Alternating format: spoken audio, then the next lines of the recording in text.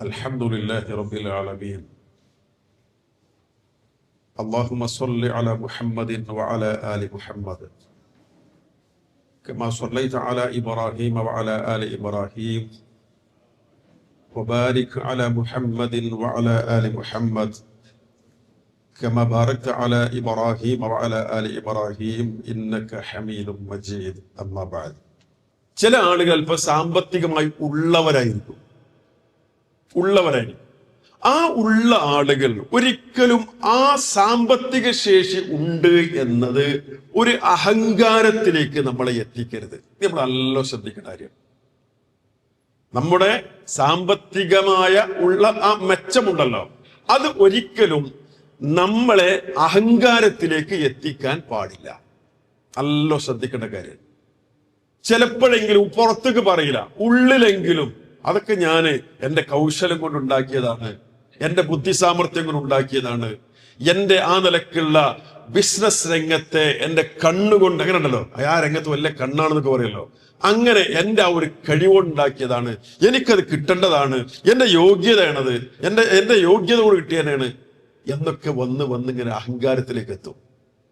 നമ്മൾ ഈ പറഞ്ഞത് നമ്മുടെ യോഗ്യത, നമ്മുടെ ജോലി, അങ്ങനെ തുടങ്ങി നമുക്ക് ഒരു പ്രൊമോഷൻ, അങ്ങനെ തുടങ്ങി പലതും ഉണ്ടാവുമല്ലോ. ഇതൊക്കെ എന്താ പറയുക, യോഗ്യത, ഓക്കെ, അതിന്റെ കാരണങ്ങളാണ്. പക്ഷെ അതിന്റെ പുറമെ അള്ളാന്റെ തൗഫീഖ് വേണ്ടേ? അള്ളാന്റെ തൗഫീഖ് ഇല്ലെങ്കിൽ ഇതൊന്നും നടക്കൂലല്ലോ. അപ്പൊ അള്ളാഹുവിന്റെ കാരുണ്യമാണ്. അല്ലാതെ ആ കിട്ടിയത് ഒരിക്കലും എന്റെ യോഗ്യത, എനിക്കത് കിട്ടേണ്ട തന്നെയാണ്, ഞാനെന്റെ യോഗ്യത എനിക്ക് കിട്ടില്ല, പിന്നെ ആർക്കാണ് എന്നുള്ള ആ ഒരു അവസ്ഥ ഉണ്ടായി കഴിഞ്ഞാൽ, ആ സമ്പത്തൊക്കെ ഞാൻ ഉണ്ടാക്കിയതാണ് എന്നുള്ള നിലക്ക് ചിന്തിച്ചു പോയാൽ അത് അഹങ്കാരത്തിലേക്കും എത്തും. അല്ലാഹു തആല അഹങ്കാരികളെ പറ്റി പറയുന്ന ഒരു സംസാരം, ഒരു കാര്യമുണ്ട്. എന്ത്? ഇന്നക ലൻ തഖ്രിഖൽ അർള വലൻ തബ്ലുഗൽ ജിബാല തൂല. അല്ലാത്തൊരു വാക്കാണ്. അഹങ്കരിക്കുന്ന മനുഷ്യന്മാരുടെ ഒരു വർത്താനാണ്. നീ ഭൂമിയിൽ അഹങ്കാരത്തോടെ നടന്നാണ്ടല്ലോ, എത്ര അഹങ്കാരത്തോടെ എത്ര ശക്തമായി നീ നിലത്ത് ചവിട്ടിയാലും, ഇന്നക ലൻ തഖ്രിഖൽ അർള, ഭൂമിയെ നിന്റെ കാൽപാദങ്ങൾ കൊണ്ട് ചവിട്ടി പിളർത്താൻ നിന്നെ കൊണ്ട് കഴിയില്ല.